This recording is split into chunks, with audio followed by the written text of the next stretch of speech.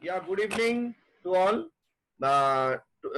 Today we are starting our Alumni Engage program on the Zoom, and this program we are having every month on the second Saturday from 6 to 7 p.m. at our IIT center at Salt Lake. But after the COVID-19, it has forced us to have the program online, and it is very good that it has changed the way we are working. And in our one of the first sessions, we are having Sujata Di to speak 1975 batch on the National Digital Library of India. The current lockdown due to the COVID-19 pandemic has landed us in an unprecedented situation. However, education must go on and all of us must do our bit to keep it going. National Digital Library NDLI has proven to be valuable resources in this critical juncture and is making sure that the studies go on. NDLI is a project sanctioned by the Ministry of Human Resource Development, Government of India, with the objective of developing a virtual repository of learning resources with a single window facility. NDLI is designed to provide support to all academic levels, including researchers and lifelong learners, all disciplines, all popular forms of access devices, and differently able learners. It is being developed and hosted by IIT Kharagpur. The session will tell us about the different features of NDLI and how a user and other users can get most out of it. Mrs. Sujata Roy is the COO of the National Digital Library of India and is a 1975 alumnus of IIT Kharagpur. She is an IIT professional, having spent most of her corporate career till she finally retired from IBM as the general manager. After retirement, Sujata has been actively involved in all alumni activities to the IIT Kharagpur Alumni Foundation and IIT Kharagpur Alumni Association Kolkata. She is happy to be back to her alma mater through NDLI and enjoys every bit of it. Now I request Sujata Di to kindly speak more on the topic. Thank you, Siddhartha, for the nice introduction. Good evening to everyone, and welcome to this session on National Digital Library of India. As we discussed, maybe all of you, either you are already put on mute or you may go on mute. And so we'll have the session, and at the end of the day, at the end of the session, we will have some time for the question answers when I can clarify any questions or doubts that you might have. With this, what I do is I'll share my screen. I've got some slides, so you can host disabled participant screen sharing. Siddhartha, can you handle this, please? Yeah, please tell me. You can share your screen. No, it is giving me a message, host disabled participant screen sharing. No, I have not disabled anything. Where is our DNBN?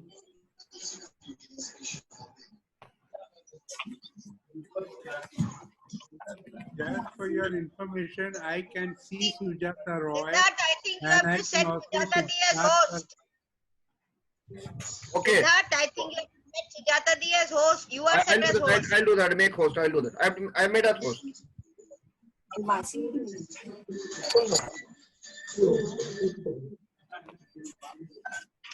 Sujata Di, you can try now.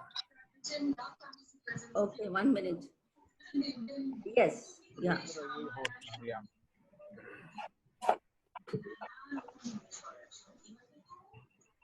Okay, fine.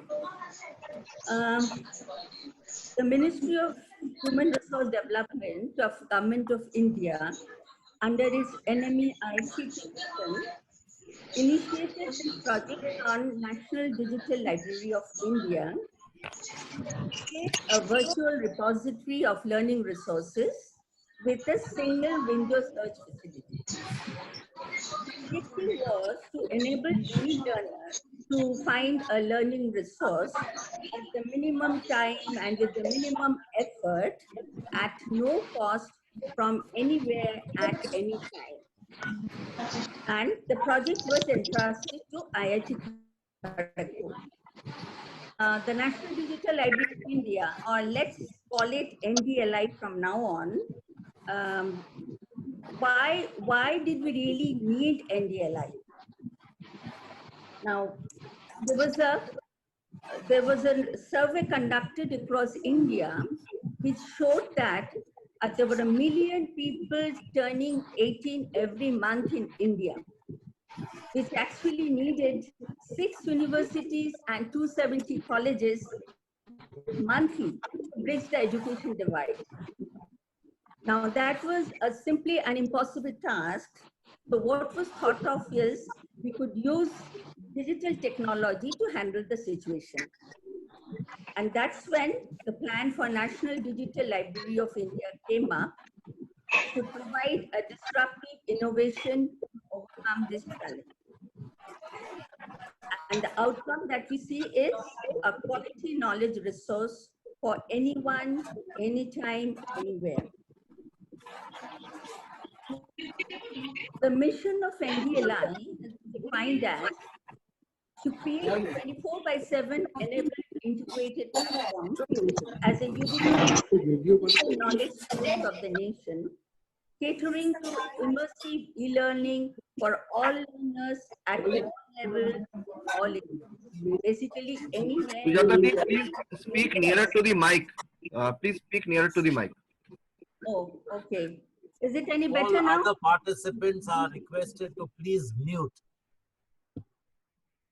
Yeah, I think it's best that everybody goes on mute because there's a lot of background noise coming.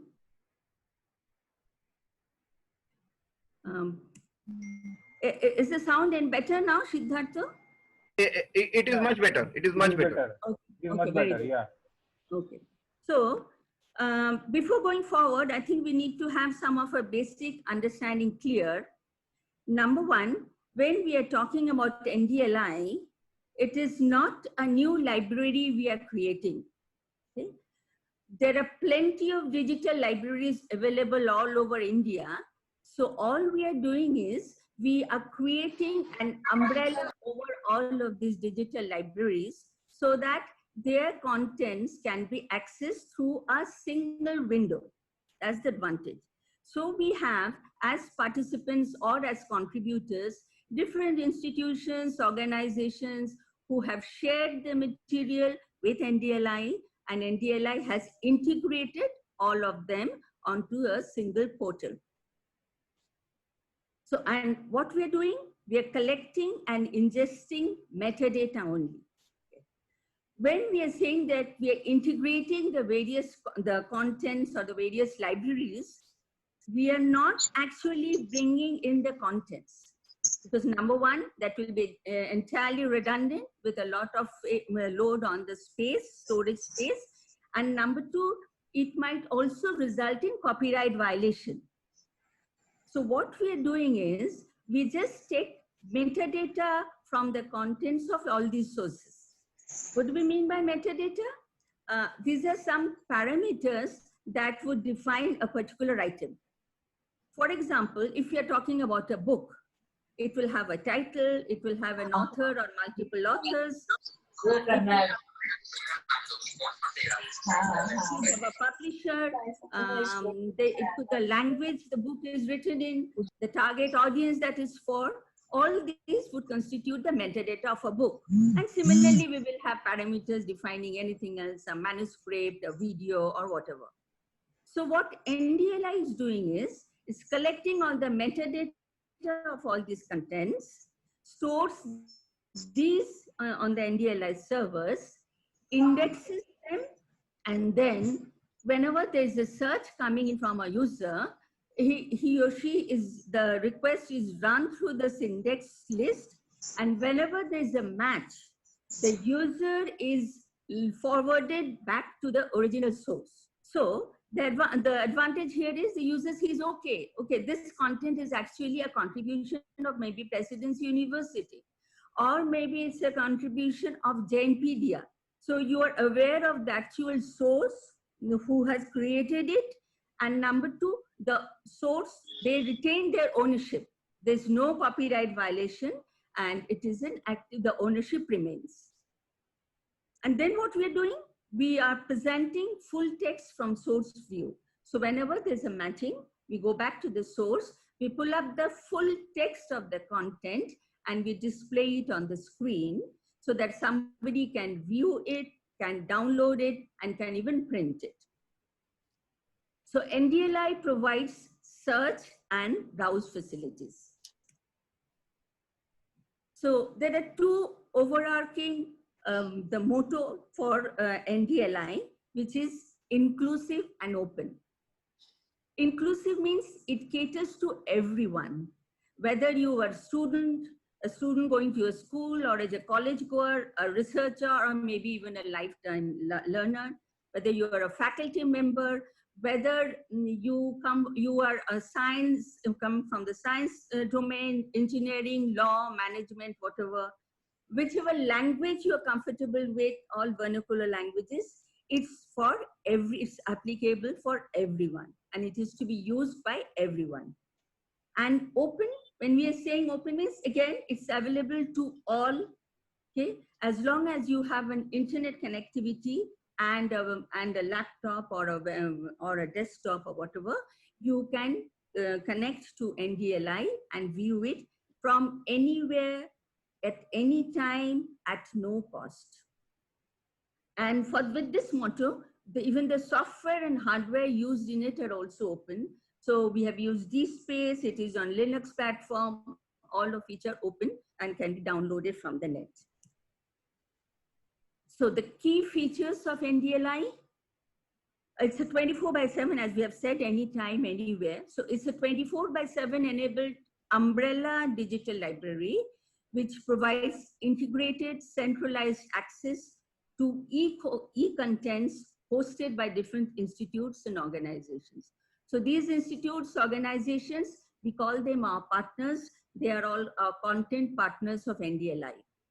And we provide a single window search or browse facility so that you can access all these contents from all the institutes through a single portal of NDLI. The coverage is at all academic levels, school to college to university or to lifelong learning. Covers all disciplines, science, arts, humanities, engineering, medical, law, any other. Languages. You can actually have the interface, the user interface we are trying to do is like the medium of instruction. The plan is to have all vernaculars of India finally as the user interface language. Right now, other than English, it's also available in Hindi, Bengali, Gujarati, Marathi, Tamil, Telugu, Kannada, Uriya, and Assamese. And there'll be some more coming in. And the NDLI can also handle content of any language. It can be a Spanish, it can be in French, whatever, that can always be viewed on NDLI. Facilitates institutes or organizations to disseminate e-contents which are under exclusive control of respective institutes. IDEA service. Okay, let me explain this a little bit. IDEA is Institutional Digital Repository. Now, most of the big organizations, they have either their own digital repositories or they might have hosted their materials on the website. And we link with those. But there can be some smaller ones we are not able to, who cannot fund a digital repository of their own, or maybe they don't have the technical expertise of creating one. So this is where NDLI helps them out in, number one, providing a space in their own servers, set up their DSpace, configure it as per the requirement of that institute, provide them a login, a user ID and password, and gives it to them so that the institute will have an exclusive access to that space within NDLI server. We don't have access, it's only with them. And once they have hosted the materials and the metadata, and they provide us the link, we would integrate it with NDLI. So the host, the source organization does not have to bear doesn't have to really create their own source or the digital repository, and they don't even have to maintain it. It's all done by NDLI. And all of this service, what we call as the IDEA service, comes at no cost to the institutes. We plan to have a user interface for differently enabled able users, not yet in place, but we will have it. It can be used through any type of device, whether you have a desktop, you have a laptop, a tablet, mobile, is accessible on any of these. It's also available as a mobile app on both Android and iOS. And then we have this national licensing feature which results in the democratization of education. Let me explain a little bit on the national licensing part. There are many institutes who are not, see, the main motto of NDLI is the people should get free access. Now, there are many institutes who are not ready to share their contents free of cost. So what Government of India has done is they have gone into a licensing mode with some of the reputed organizations. So there is a direct agreement between Government of India and that organization, where NDLI is not in the picture, and they have bought licensing for that, and then the source allows NDLI to access those contents free of cost. So whenever a user wants to directly access that particular source, he or she won't be able to do it without subscribing to it. But if you have registered to NDLI, then you get a free access. Some of these sources are, for example, South Asia Archive, World eBook Library, Satyajit Ray Society, which are really valuable sources and very interesting sources. Satyajit Ray Society, it has the Kheror Khata, where you actually see his drawings and all the movies that he's created with his own handwritten drawings and texts. South Asia Archive is another very interesting one, where you have things like Boshumati, our very old journals or magazines, Boshumati, you have Gaur Prabha, and things like that. So you can really access those through NDLI at no cost. So the kind of contents that we have, it can be either from institutions of school and school boards. So, you know, we have textbooks of almost all the boards of India. You talk about, there are NCERT books, there are CBSE books, West Bengal boards. Then you talk about Odisha, Rajasthan, Tamil Nadu, Madhya Pradesh. All the textbooks are up on NDLI, available free of cost. Then we also have question banks, JEE, GATE, NET, CAT, all these with model answers. Then we have research papers from various research organizations and universities, like faculty publications, the thesis, dissertations, books and periodicals.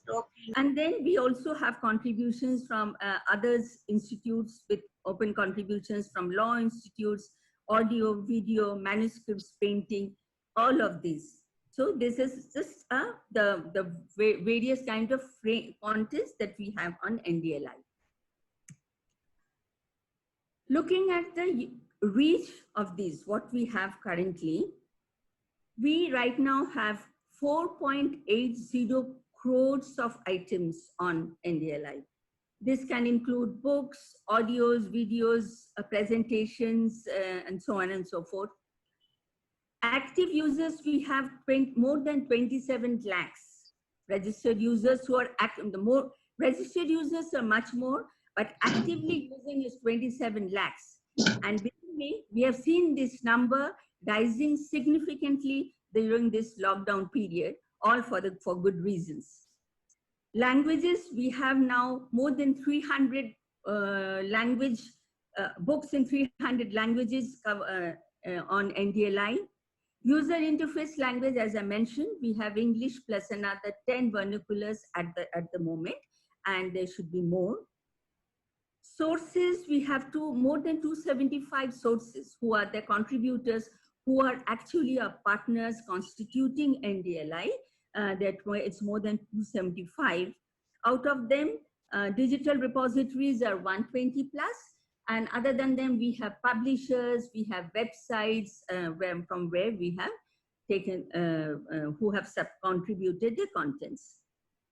Mobile upload downloads, we have about 14 lakh, more than 14 lakhs downloads so far. The user's history is interesting. over a period of 24 hours, we got a hit rate of 133,000 on the website and 18,000 on mobile app. This is about from 3 days from today, when I had just downloaded these figures from the website. Okay, this is something that you need to know whenever you are browsing through NDLI. In terms of the accessibility, you will see beside any item that you're trying to access, there would be one of these signs. If this is signed like this, an open key, that means full text is available to all. It's open access. For example, all NCERT books. Then if you have a sign like this, NDL, these are the national licensed ones. So here, only if you have registered to NDLI and you are trying to access it through NDLI, you will get access, but not otherwise. For example, South Asia Archive or Satyajit Ray, as I mentioned. Then limited access, some of these would be limited access where part of the text is available, but full text would require an authorization by the source authority. Subscribe. This is with, here the full text is available from institutions that have subscribed to the source. For example, Springer.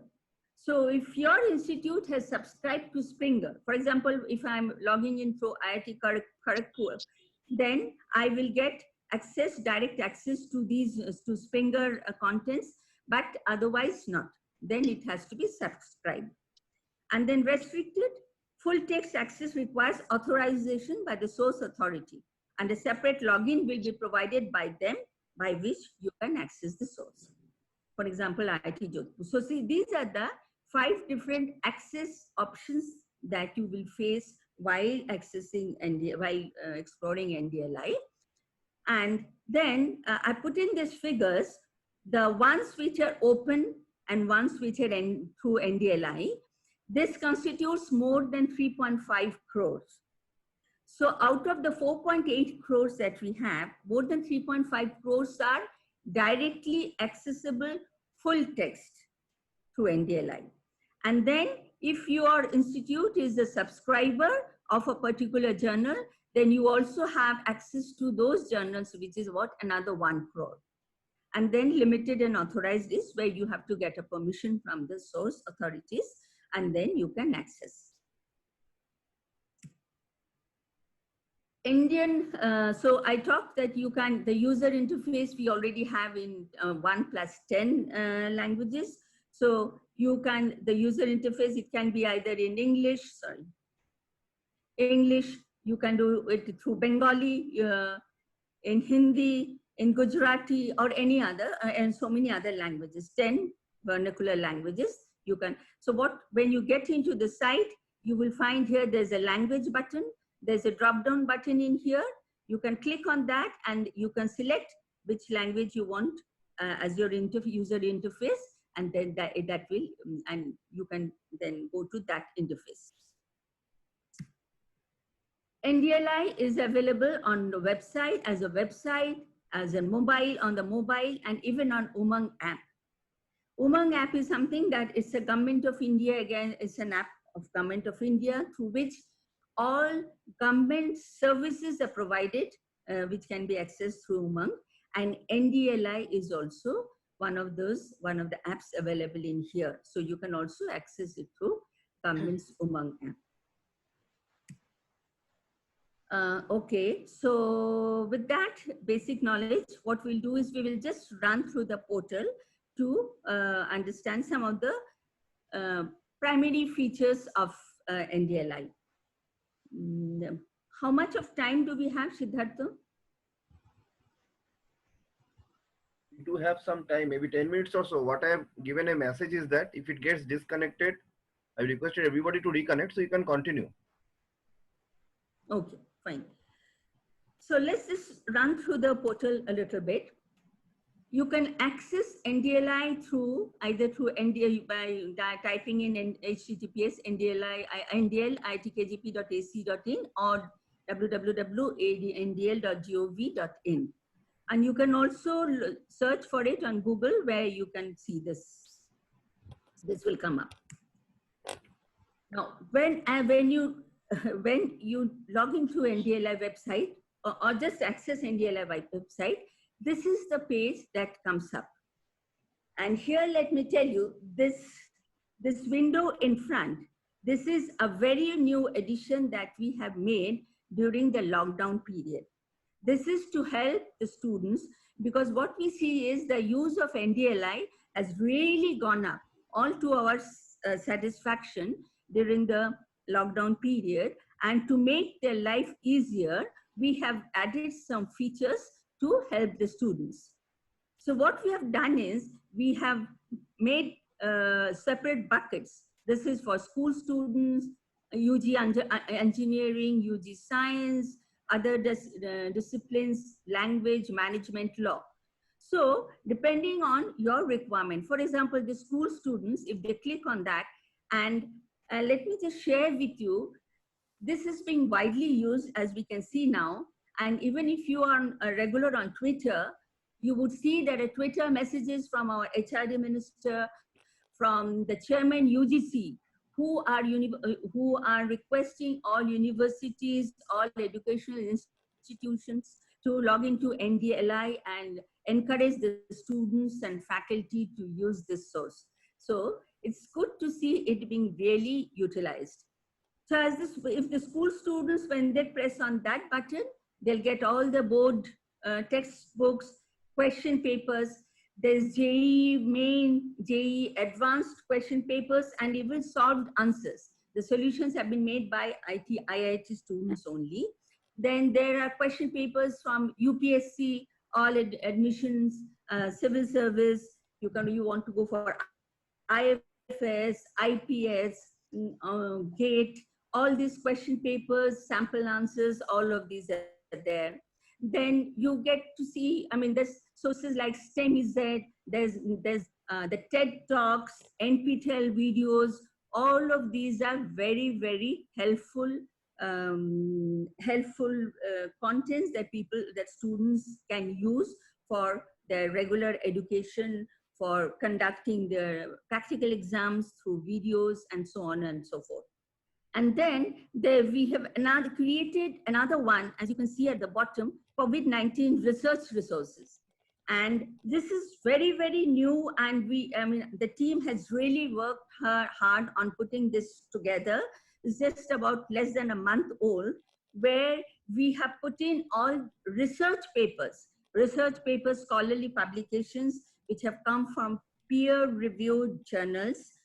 So we have put them all together for research purpose. This is not on what are the signs of COVID-19 or what are the precautions that you can take, but researches that various people have made all over India, and they're still making, so that people can access these and they can go proceed further for further research. So, so this is the window that comes up, and as you click on that cross, you get into the next stage, which is the registration page. Registration is not mandatory for NDLI access. You can just get in there, but to get a better user experience, and more importantly, to access the sources which I mentioned which are under national licensing, Satyajit Ray, South Asia Archive and all.